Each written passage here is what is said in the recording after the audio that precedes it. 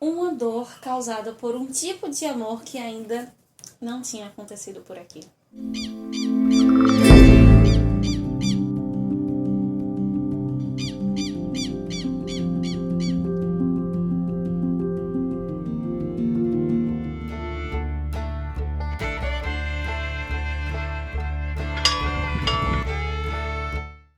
O que temos para hoje, Sanches e Dulcineias? Eu sou a Larissa Bertolino, você está no canal Uma Garota Quixotesca, onde nós nos propomos a conversar sempre sobre boa literatura, livros, obras, temáticas que toquem as diversidades que nós temos dentro do Dom Quixote.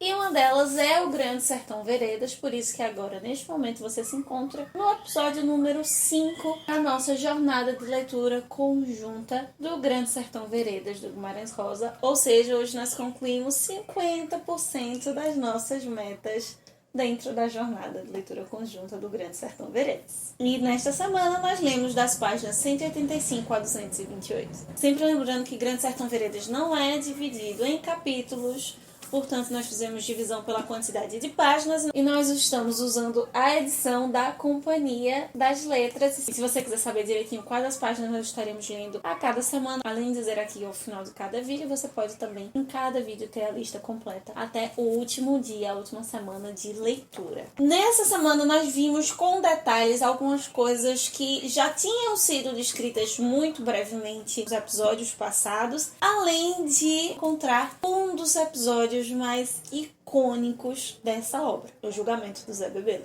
No dia 26 de janeiro, eu estive fazendo o relendo com vocês e apresentei o Telescópio de Schopenhauer. E dentro da apresentação desse livro, eu falei um pouco sobre o julgamento de Nuremberg. De certo modo, é uma obra que vai falar pouco sobre nazismo, e veja como tudo acaba corroborando, mesmo sem a gente pensar. O Telescópio de Schopenhauer antes, o julgamento do Zé Bebelo essa semana e as aberrações que nós ouvimos nos últimos dias nas redes sociais. E eu pensei muito nos julgamentos de Nuremberg, mais uma vez, lendo o julgamento do Zé Bebelo. E isso não é de se espantar. Literatura, da arte tocar a vida sem necessariamente ser inspirado ou estar se referindo a um evento específico ou outro, mas nós devemos lembrar que essa obra foi escrita em 56, então vários julgamentos de nazistas já haviam começado. É bem verdade que a Hannah Arendt ainda não tinha tido o episódio ali com o julgamento do Eichmann. E o Guimarães Rosa foi diplomata, né, brasileiro no período ali da guerra. Ele tem muito conhecimento sobre isso. Nós tivemos agora recentemente também a série sobre a Aracy. Ele também, mas especialmente a Aracy, ele como protagonista, salvou vários judeus e outras etnias, outros grupos identitários na Alemanha naquele período. Passaporte para a Liberdade. E todas essas comparações, esses paralelos foram vindo durante a leitura, né? O momento onde os conceitos de ética, moral, de justiça, de clareza, de misericórdia vão estar sendo desenvolvidos na obra. Essa figura de sistema jurídico mais específico, claro, um conjunto, né, de regras, numa ética muito específica dentro do sistema jagunço, mas que nesse momento ela acaba saindo um pouco do sistema jagunço necessariamente, mas pela persona do Joca Ramiro. E eu fiquei com a vontade, inclusive, de entender um pouco mais, entrar, se possível, na cabeça do Joca Ramiro. Mas eu queria entender um pouco mais. Ficou claro, inclusive, depois das passagens lidas na outra semana, que Joca Ramiro é o líder do bando,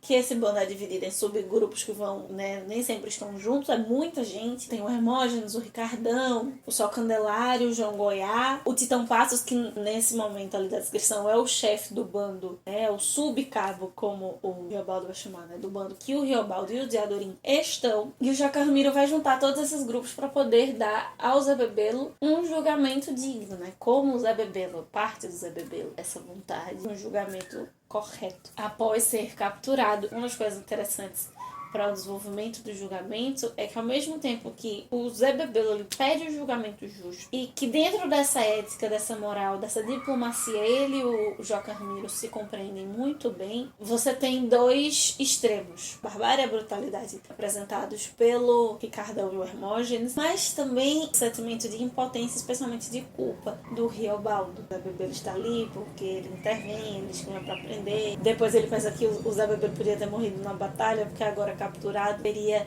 uma morte mais cruel, mais brutal. E é belíssimo, então, o fato do Zé Bebelo dizer no final que ele a todo momento está em julgamento, né? Não só ali, tem todo o processo ético, a ética própria ali deles. O Zé Bebelo, ele tem muita consciência do lugar que ele está, da função que ele desempenha, da proposta de vida que ele tem, e desses julgamentos, não só por causa da atitude que ele toma, mas de todo o ser humano, né? Ele é uma pessoa, por mais que não esteja de total acordo com algumas atitudes dele, ele tem muito claro para si o que está fazendo com a sua vida, do que tem feito, no sentido de necessitar prestar contas. Ele compreende muito bem essa diferença entre o Joca Ramiro e os outros, tem um direcionamento sempre para o Joca Ramiro, ele sabe a diferença ali entre a civilidade e a barbárie, em quem tem isso dentro do bando. Fica muito representado o Brasil, tanto daquele período quanto o Brasil de agora, esses dois chefes, especialmente o Joca Ramiro e o Zé Bebelo. É como se cada subgrupo de jagunços tivessem sub-representações, né, de grupos da nossa sociedade de pensamento, da nossa sociedade e até de prática. O Zé Bebelo, ele é contra a jagunçagem, ele tá ali junto com o governo, né? Por isso que eles não se dão, ele está amando, sendo pago pelo governo para acabar, a meta de vida dele é terminar com isso. De certo modo, ele quer acabar com um poder paralelo, mas ele tem outras ambições políticas, então ele ainda assim teria um caráter espúrio nessas suas vontades. Ao mesmo tempo que o Joca Ramiro, mesmo dentro de toda essa sua ética e desse respeito, não deixa de ser uma milícia. Por causa do carinho do Riobaldo, do Diadorim por determinadas pessoas, na obra nós temos a figura do Joca Ramiro, do Medeiro Vaz, um certo apreço, ainda que façam algumas ressalvas, especialmente quando comparados ao Hermógenes e ao Ricardão, mas eles não deixam de ser milicianos, né? Não seria essa palavra mais ideal, mas a jagunçagem naquele período como esse poder paralelo, que não está 100% de acordo com as regras e a lei do país. E o máximo que aparece de poder central, poder do Estado, é na figura do Zé Bebelo, ou a polícia quando está perto deles, fala com o coronel tal, tem encontro com tal pessoa, mas ela nunca chega, ela sempre está distante, mostrando também o sertão, esse vazio, como essa ausência também de centralização de um país. O sertão, nesse caso, não se refere apenas ao lugar, ao bioma, à região geográfica do sertão, mas a praticamente todo o país, né? Com esses seus vazios, dado ao diabo, esquecido por Deus, onde tudo acontece. Mesmo com todos esses contrastes, é muito interessante notar como a palavra é algo imprescindível, é algo importantíssimo, tanto para o Joca Ramiro quanto para o Zé Bebelo. E talvez por isso a descrição do julgamento, desses diálogos, para o Riobaldo hoje, né, falando com seu interlocutor, seja tão importante. Porque o Riobaldo é o homem da palavra, é um homem letrado, pelo menos ali letrado do grupo. Para ele as palavras são importantes. Toda obra a gente tem visto isso, né, o impacto das palavras, como uma palavra é poderosa. E o fato desses dois homens terem palavra, Zé Bebelo manter o acordo com Joca Ramiro, de que só voltaria do seu exílio após a morte de Joca Ramiro, traz uma percepção distinta do Riobaldo sobre esses homens, sobre as interações humanas, sobre aquilo que é dito e especialmente sobre aquilo que não é dito. Não é à toa que ele e o Diadorim acabam fazendo esse pacto para proteger o Joca Ramiro. Tem a questão do pacto fáustico, tem vários acordos, mas sempre os acordos de Diadorim com Riobaldo sempre são a base da palavra. Por mais que Joca Ramiro e o Bebelo também ali tenham sua palavra sendo a coisa mais importante para afiançar, mas tem um cavalo, tem sempre algo além da palavra, tem sempre algum material, alguma representação, uma arma, alguma coisa. E o Diadorim e o Riobaldo não. Sempre e unicamente a palavra estabelece o acordo. Eu acredito que acaba se mostrando um impacto distinto de como a palavra atua no sertão, ou nesses diversos sertões distintos representados por cada homem, já que a promessa, a palavra deles dois não foi capaz de proteger o Joca Ramiro. Eles fizeram um pacto entre os dois de que não deixariam o Joca Ramiro só, influenciado e correndo risco com o Ricardão e com o Hermógenes, e a primeira vez que eles saem é a oportunidade que o Hermógenes e o Ricardão têm para assassinar o Joca Ramiro, e há esse contraste dessa diplomacia com essa barbárie, matam pelas costas. O fato do Diadorim desmoronar após a morte do Joca Ramiro, a gente já sabia que ele era filho do Joca Ramiro, porque isso já havia sido dito antes Lembremos, a gente está num período de flashback, mas mesmo nos dando de cara com essas informações que o Riobaldo Lotorna já havia contado antes, já está muito claro, mas o impacto ainda é forte porque ele agora vai destrinchar, ele vai apresentar consequências mais detalhadas, ou ele constrói de uma maneira que nós vamos sendo envolvidos pelo próprio sentimento dos personagens, nesse caso aqui do Diadorim. No episódio dos ciúmes com a Ana de Zusa, nós já sabemos que o Joca Ramiro era o pai do Diadorim. Cuidado com as palavras também, né, do Riobaldo, de perguntar se é o tio e ele só afirmar de forma gestual toda a descrição que ele faz da posição, não fetal, mas no chão, para baixo, que o Diadorim está, criando esse claustro ao seu redor, tirando que de fato esse personagem ele está desmoronando. A sua palavra pode estar também caindo, já que ele não consegue cumprir uma das suas promessas, e justamente uma promessa voltada para o seu pai. Lembrando que o Diadorim, ele é louco pelo Joca Ramiro. O Riobaldo, ele sai, vai pro bando do Zé Bebelo, volta, ele tem as suas questões, ele é um homem desconfiado. Enquanto o Diadorim, ele tem esse amor idólatra por Joca Ramiro, que causa o ciúme do Riobaldo, não simplesmente por ser o seu pai, mas por tudo que o Joca Ramiro representava nos seus ideais, na sua busca. Na página 224, nós temos, lá no finalzinho, quase acabando, né, as nossas leituras dessa semana, tem uma descrição do Riobaldo. Começa falando do urubu, né? Todas as vezes que eles vão mudar de um lugar para outro, que eles saem do acampamento, saem de uma fazenda, sempre tem um canto de um pássaro diferente. Se você é do sertão, do interior, você sabe que dependendo do pássaro que esteja soltando ali o seu som, as pessoas veem como um bom agouro ou como um mau agouro. Coruja, uma ave de rapina, de caça, é algo ruim. E se for um pássaro canório, um pássaro cantor, um pássaro pequenininho, tem algo como um bom presságio. E ele começa justamente perguntando se foi um urubu. Urubu, um baiano lugar, com as ruas e as igrejas, antiquíssimo, para morarem famílias de gente. Serve meus pensamentos, serve para o que digo. Eu queria ter remorso, por isso não tem. Mas o demônio não existe real. Deus é que deixa se afinar à vontade o instrumento, até que chegue a hora de se dançar. Travessia, Deus no meio. Quando foi que eu tive minha culpa? Aqui é Minas, lá já é Bahia. Estive nessas vilas velhas, altas cidades. Sertão é eu sozinho. Um padre meu que Elemém diz que eu sou muito do sertão. Sertão é dentro da gente. O Senhor me acusa? Defini o alvará do Hermógenes. Referi-me à macedência. Mas minha padroeira é a Virgem, por orvalho. Minha vida teve meio do caminho. Os morcegos não escolheram de ser tão feios, tão frios. Bastou o sol que tivessem escolhido de esvoaçar na sombra da noite e chupar sangue. Deus nunca desmente. O diabo é sem parar.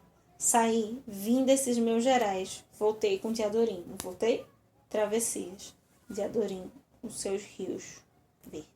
Ele começa a descrição com os urubus e vai terminando com os morcegos, que não são aves, mas também não são animais que trariam bom agouro. O Riobaldo, ele sempre está falando no demônio, Deus em contrastando com o demônio. Aqui ele vai falar de Deus e ele fala da travessia após ser um instrumento de Deus, dançar dos lugares. E eu lembrei, em uma das ocasiões da Bíblia, tem alguns desses aspectos entre pessoas, mas esse é o único, pelo menos que eu me recorde, que é com Deus. Os judeus, especialmente, as pessoas do Oriente Médio, eles, quando iam fazer um pacto com alguém, eles cortavam um animal, porque às vezes se fazia o sacrifício, se queimava, ou porque após o pacto as pessoas iam comer juntas aquele animal para celebrar o pacto. E é cortado o animal ao meio. Nessa divisão dos dois lados, as pessoas passam por entre esses dois lados, sabe? Quase como um X mesmo, assim. Assim o acordo estaria selado. Esse acordo das duas pessoas passariam. Até no episódio com Abraão, a única pessoa que passa é o próprio Deus, porque ali ele estaria arcando com a aliança que ele faz com Abraão, porque o homem por si só não poderia oferecer nada a Deus, e Deus arca com tudo. E aqui me lembrou muito essa situação, porque aqui o Riobaldo, ele já viu o estado do de Adorim, ele tem uma sensação de impotência, fica ali transtornado, ele também está chateado, está com raiva também do Hermógenes e do Ricardão. Ele quer essa travessia de que Deus fique no meio, né? Do mesmo jeito que ele diz antes, Deus vier pro sertão que vem armado, que Deus esteja no meio dessa travessia, porque vai dar problema. Que é um dos momentos que você vê, de fato, essa chavezinha girando do Riobaldo. Desde que acontece o julgamento, a gente percebe que ele vai mudando. A partir de agora, ele vai seguir mesmo assim, por mais que tenham sido poucas páginas após essa descrição. Eu tenho visto também na crítica. Vamos ver os próximos episódios. Quase que esse pacto que ele descreve aqui, dessa travessia, não é nem com Deus, nem com o diabo, é dele mesmo com o próprio sertão. Se o sertão agora tivesse o forjado e ele agora fizesse um pacto de mudança com a própria vida. Não à toa essa decisão está ao final dos 50% do livro, porque realmente deve ser algo que mude de fato o Grande Sertão Veredas antes e depois desse acontecimento. Nós vamos nos encontrando, vamos lendo na próxima semana, nos próximos dias, para ver como isso vai se desenrolar. Inclusive porque nós sabemos, como ele já disse antes, que o Zé Bebelo vai voltar depois disso, né? Se o Zé Bebelo estaria livre para voltar depois que o Joca Ramiro morre e o Joca Ramiro foi assassinado, ele pode voltar e vamos ver como isso se sucederá. Principalmente agora que ele vai encontrar um Riobaldo com mais atitude, um Riobaldo diferente. Então é isso, meus queridos cavaleiros andantes, 50% da nossa meta cumprida. E por isso estive aqui todos os dias compartilhando com vocês. Quero também ouvir a sua opinião, as suas impressões, você que está lendo conosco, tanto aqui embaixo nos comentários, quanto lá no Instagram, no post específico do vídeo de hoje, das leituras de hoje. Segunda-feira a gente se encontra para ler as páginas 129 a 160. Uma boa leitura para você, enquanto isso possamos sair da biblioteca e ver muito além dos moinhos de vento. Valeu!